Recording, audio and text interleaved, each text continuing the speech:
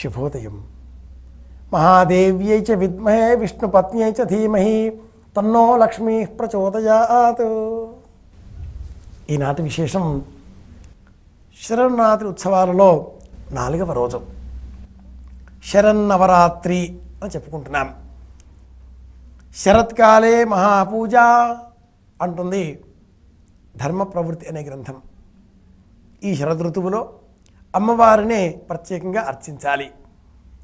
హస్తా నక్షత్రంలో కలశస్థాపన చేసి, శ్రవణ నక్షత్రంలో విజయదశమి విసర్జన చేసి, తిరిగి మళ్ళీ రోహిణీ నక్షత్రం నాడు మనం అమ్మవారిని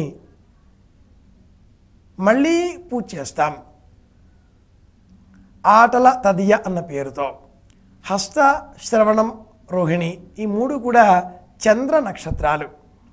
ఈ ఆశ్వయుజ మాసంలో చంద్రునికి ప్రీతికరంగా చంద్ర ప్రభావం వల్ల మనలో పెరిగేటటువంటి మాతృప్రేమకు అనుగుణంగా అమ్మవారిని అర్చించాలి అంటుంది సంప్రదాయం. చంద్రమా మనసో జాతః అని వేదం ఏ విధంగా చెబుతుందో, మాతృచింత చంద్రమా అని నైఘంటువు కూడా అలాగే చెబుతుంది. ఈరోజు మనం విజయవాడలో కనకదుర్గ అమ్మవారిని మహాలక్ష్మి అలంకారంలో దర్శనం చేసుకుంటూ ఉండగా, వరంగల్ భద్రకాళి క్షేత్రంలో కూడా అమ్మవారిని ఇలాగే మహాలక్ష్మి అలంకారంలో దర్శనం చేసుకుంటూ ఉంటాం. ఇక శ్రీశైలం భ్రమరాంబ అమ్మవారి క్షేత్రంలో అమ్మవారిని మనం కూష్మాండాదేవి అనే రూపంలో దర్శనం చేసుకుంటాం. అమ్మవారికి ప్రత్యేకంగా సమర్పించవలసిన నైవేద్యం గారెలు. ప్రత్యేకంగా ఈరోజు మనం అమ్మవారికి గారెలను నైవేద్యంగా సమర్పించాలి.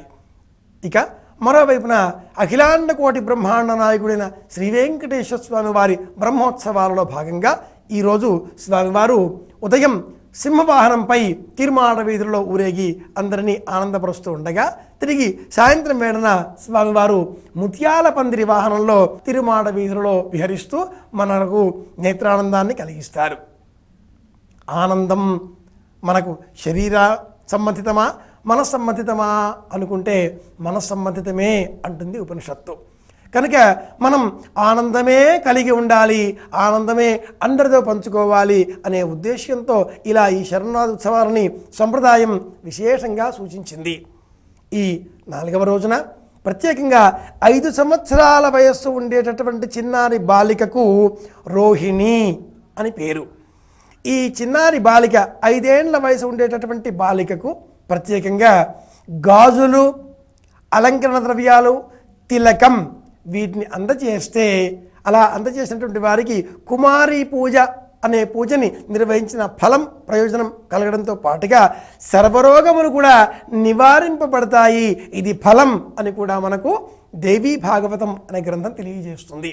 ప్రత్యేకించి ఈ శరన్నవరాత్రి ఉత్సవాలలో అమ్మవారిని మన కామనలకు అనుగుణంగా అనేక రూపములతో అర్చనలు చేస్తూ ఉంటాం, అనేక నామములతో కీర్తిస్తూ ఉంటాం.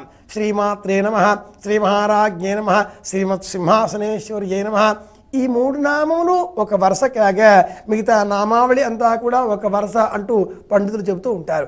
ఈ నామాలన్నింటినీ ఒక పక్కన పెట్టేస్తే మహాలక్ష్మ్యై నమః ఇది అన్నింటికంటే కూడా ఇంకా విశేషమైనటువంటిది. శుద్ధలక్ష్మీర్, మోక్షలక్ష్మీర్, జయలక్ష్మి, సరస్వతి, శ్రీలక్ష్మి, వరలక్ష్మీశ్చ అనే ఆ లక్ష్మీ స్వరూపాన్ని ఇలా మనం 7 రూపాల్లో భావన చేస్తే, ఈ 7 రూపాలన్నింటికి కూడా మూల రూపమైనటువంటిది, సమస్త ప్రపంచంలో ఉండేటటువంటి శక్తులన్నింటికి కూడా మూల రూపమైనటువంటిది మహాలక్ష్మీ స్వరూపము అని దేవీ భాగవతం నిర్ధారణ చేస్తుంది.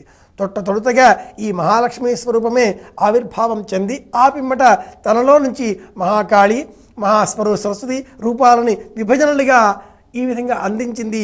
బ్రహ్మ, విష్ణువు, మహేశ్వరులు ఈ సృష్టిస్థితి లయకారులు ఈ 3కి కూడా ఆవిడ జనని అని దేవీ భాగవతం మనకు బోధిస్తుంది.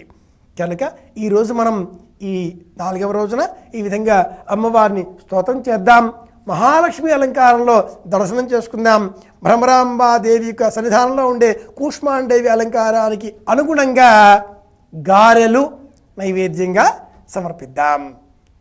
తిరుమల శ్రీ వెంకటేశ్వర స్వామి వారిని కూడా బ్రహ్మోత్సవాలలో భాగంగా విశేషంగా సింహవాహనం అలాగే ముత్యాల పందిరి వాహనంలో దర్శనం చేసుకుందాం.